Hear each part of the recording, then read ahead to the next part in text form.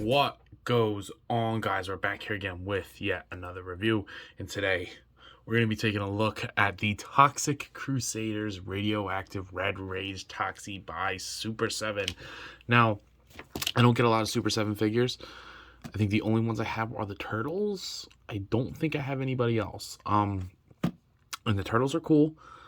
They're expensive, but they're cool. But this one, while it is also expensive, I think is way more worth the money than the turtles. And I like the turtles a shit ton more than I like Toxie the Crusader. But, you know, on the front, you get the Toxic Crusaders, Radioactive Red Rage. Really nothing else to talk about. Just, you know, the mailer, Super7, whatever. So what you're going to do, obviously, is come and open this tab here. And what that tab is going to do is release this flap. And what this flap is going to do once it's open is let the box slide out. And look at that box. Presentation ruined upside down. But it usually comes, it's also in a bag, but I took the bag off so to make it easier. But like, oh my god, that is awesome. So the Toxic Crusaders, you get the caution all the way around. The bright pink and green looks beautiful. Caution all the way around. That's spot varnish. It's a little bit shiny. You get the Ultimate Radioactive. That looks awesome. And then in typical Super7 fashion, you slide that open. Boom, you get to see the figure and all of the accessories there. Toxie, you get to see like a gradient from dark red to bright yellow. On the back, that's so cool. Warning, this label contains Toxie, the likable lumpy-headed hero. That is super cool. On the top, you get Toxic Crusaders. On the bottom, you get a barcode. I don't think you're going to need that for anything, but this beautiful packaging aside, I think the figure is even more beautiful and awesome. So without further ado, let's go ahead and open this guy up. So taking Toxie out of the package, what a wild figure. You know, he's not the most articulated thing out there, and he's not the most aesthetically beautiful thing out there, but then in a way he really is. I've never had a triple changing action figure. I have a couple glow-in-the-dark things, not a lot. I actually wouldn't mind getting that glow-in-the-dark Muckman from NECA, from the Target Con, or Holothon, or whatever they're calling it. I actually would not mind getting that, but you know, that's a big if I find it, if I have the extra money for it, because I map out when I'm gonna get a month for the most part, because you know, you gotta watch, you know, your spending, especially when you're a freshman in college. That's why this was a hard decision to swallow, but you know, I had a little bit of extra money. I had spring break, so I worked a little bit of extra money or extra time, so I was able to go ahead and scrounge up a little bit of extra cash and went ahead and treated myself and bought it. So, you know, I don't regret it at all, because I've never had a triple change color action figure. He is this green, but then when you light him up, he'll light up, and then when you charge him, he'll fucking turn red, which is crazy. So let's go ahead and take a closer look at the actual figure itself. Taking a look at that head sculpt there, I mean, that is gnarly. I love the like design of this character in general. I'm not like the hugest fan of that movie. I mean, it's got its old charm. It's hilarious in a lot of ways, but also kind of gruesome too. It just depends how you look at it. But I love the bright yellow. I love the orange. The paint is a little crappy, to be honest. Like, it looks like this was painted like that, and then the paint like transferred over onto the hand, which normally would not bother me, but when you're paying this much for a figure, you know, what are you gonna do? The head, I think the paint could definitely be cleaner along the headband, but the face itself looks really good with the teeth and the eyes. I like that they put like a dirty wash over the tank top. That looks really cool. I like all the sculpted like cracks, not cracks, like rips and tears, and you get some like holes through, and they painted in the holes, which is nice. And then you get to the legs, and the legs look good with all the bumps, the tears, and the pants. I don't even know how these pants are staying on at that point. The orange bands around the boots look really nice, and then you get the boots themselves with a little bit of ooze coming out of them, and that looks really nice too. He does have peg holes as well if you need those, but yeah.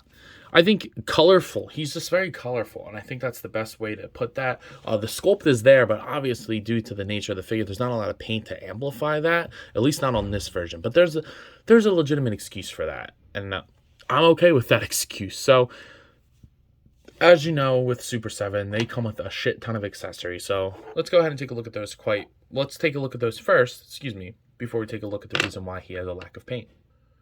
So Super 7 is known for their accessories. I think they could have given a little bit more with this one, but honestly, it's still a lot of stuff. So his most iconic thing here is, of course, his mop, which if you can't tell already by the plastic, the mop is going to glow in the dark too, and the mop glows great. You get the wood grain in there, and then the orange straps painted on there, and then, you know, you go ahead and put this in his hand. That looks great, and he is able to hold that nicely. And then as you see, you got the American flag here to, I guess, to represent that cover. It's green and orange, I guess, to like kind of make it like a pale, like sun faded flag. Like that's kind of what I get. You know, you gotta recreate the poster of him, you know, with the flag in it, you know, on the broom. I'm not gonna have the flag on there, but it is a nice touch. It just clips right on, like fits perfectly in there, and that works really nice. I think that's to represent the vintage figure too, if I'm not mistaken. Now he does have his shield as well, which just says Toxic Crusaders. That is awesome. I like that a lot. It's like a sticker, I believe, but it's printed on really nice. Now I thought this would glow in the dark too, but it does not. You get the 90 on there, the what the hell are they called? Yeah, they're called 90s. Poles that make the handle for the shield, and then he holds that. Like that's Toxie, the Toxic Crusader right there. I love that. That looks great. So I'm very happy with that.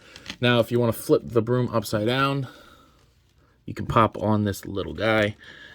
I don't really remember what this thing's name is or what this thing is called, but he does pop onto the end of the broom. So you can have him at the bottom being a menace there, or you can have it flipped like he's mopping and, you know, this guy's heckling him while he's trying to mop.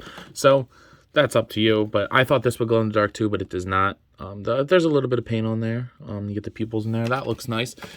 And then you get these canisters of like toxic waste that look like grenades. So there's like a little like handle on there.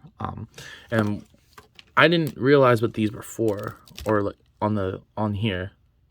Actually, I think the glue just came off on that. All right, no big deal. But what I was trying to do was move this up. It's very sticky, I guess, because of the way that these are painted. But I wanted to move this up just a little bit. That's kind of annoying. It's fine. It's actually good. Never mind. So there's these little notches on the front of the chest here. All you're going to do is just take the handle and just slide them in there. And that looks awesome. So, like, you know, you make the bandolier.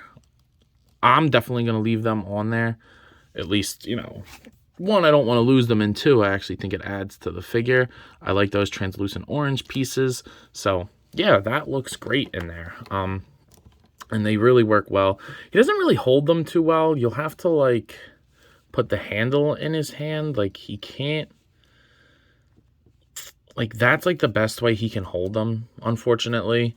Like, his hands are not soft enough to open up and, like, hold it the way that I feel like it was intended, which is kind of stupid, but I don't know. Again, I think I'm just being a little bit harder on this one because it is such an expensive figure, but, you know, what are you going to do? So, I prefer them on his chest anyway, and that's definitely how I will be holding him or displaying him. So, yeah, there's that. But the articulation, or actually, really quick, he does have an alternate head. So if you're not a fan of the head with the bandana on it, which I don't really know why you wouldn't be, he does come with the same exact head, just without a bandolier or without a bandana. It's a little tight on there. Just got to be careful that we are not breaking anything. I'll have to put a dab of glue on this, which is unfortunate, but it's just a little piece of glue, no big deal. But you do get the bandana-less head, and it looks equally as good as the other one. And this one obviously does glow in the dark as well. It's the same exact expression, just no bandana. But I prefer the bandana look on mine. It adds a little bit more color and overall, like, aesthetic to the figure. Plus, I always picture him with a bandolier. Whenever I hear of Toxie, like, I think of him with, like, the sash and the big bandana holding the American flag mop. But, you know, that's just me. So your mileage will vary on how you want to go ahead and display him. So, you know, but they give you the option there. Let's go ahead and take a look at his articulation because it is kind of whack. So taking a look at the articulation on this, it's the old Super 7 model with the pins, which I think pins are unacceptable at a price point like this, to be completely honest with you, but whatever. The head moves down, up, rotate 360. You get a little bit of pivot, but really nothing much. Shoulders move up, down, rotate 360. Bicep swivel, which is kind of ugly, but I don't know. And then single jointed elbow that only gets just about 90, which is kind of whack on a figure that costs this much, and it doesn't rotate on there neither, which kind of blows. But you get a wrist swivel and hinge on there as well. And then you're going to get a crunch that literally does like barely anything. That's about it. And then back a little bit, and then you'll get a waist swivel, which again, I think at this price point is just not really acceptable. The hips are going to move outwards this far, so you know you can do pretty much splits. I don't like the way they set up their hips. They always feel like they're going to break. Heel kick forward that far, back, upper thigh cut, single jointed knee, calf rotation, which I didn't think he was going to have, and then the ankles move down, up, and they pivot. So really weak articulation, to be completely honest with you, especially with just pins. Super 7 really needs to up their game with their articulation. I understand that their whole thing is like mimicking vintage toys, so they're not going for super articulated figures, but you are. That's what you're marketing them at. You're marketing them as action figures, not toys. There's difference, and especially when you're charging $55 to $60 per figure, I feel like there's a little bit more wiggle room to give a little bit more articulation, but that's just me. Now, I've kind of been dogging this guy the entire time, so let's go ahead and show off why I think this thing is amazing. Now, it's not super dark in this room, but he is glowing. There's painted parts like the bottom of his foot and his chest right here, which do have a little bit more light on them. Let me see if I can charge it up a little bit more.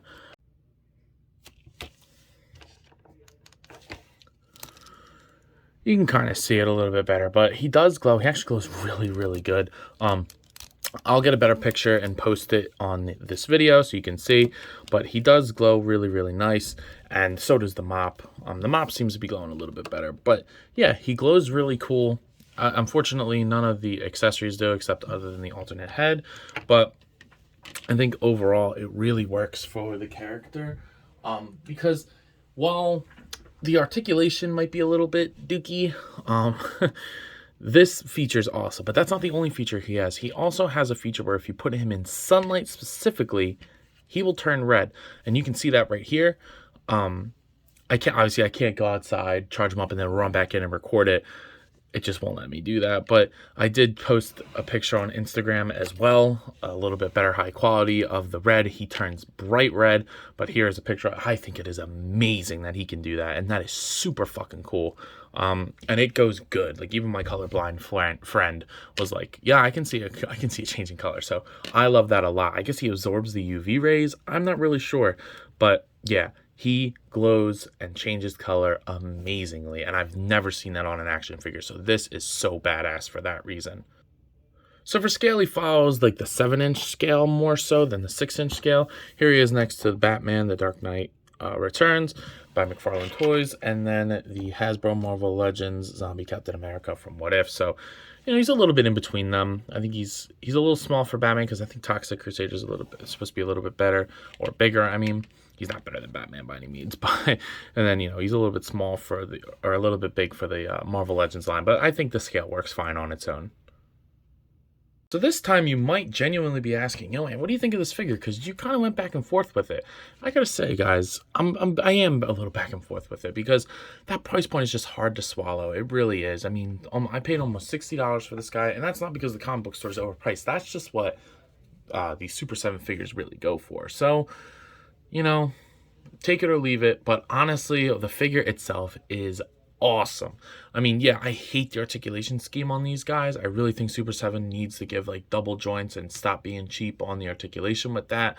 I understand that they're a little bit smaller company than say like somebody like Hasbro, Mattel, or NECA, but I think they have enough of a following and enough licenses where I think they could up the ante a little bit. But that's just me. You know, let me know what you guys think about that. Maybe I'm a little too harsh on them, but that's just me. But anyway, this looks beautiful, and the amount of fun that I've had like taking pictures of this guy, because just seeing the color change is just something that you don't get used to. So I really like that. But at the price point of, you know, $55 to $60, I'm gonna give this guy about a 7, just because I think the articulation could be much better. He's a little light on accessories, just for Super 7 standards, I mean. And I don't know.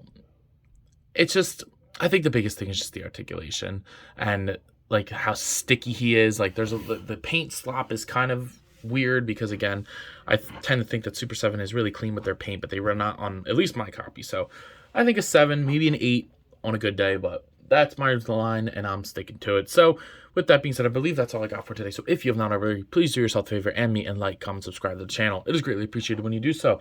I'd also go ahead and ask you to follow me on TikTok and Instagram if you're not already. I have a lot of fun posting on both of those, so I'm sure you will too. But that's all I got. So as always, I bear the question. You coppin'? Let me know. I'll see you guys in the next one. Peace.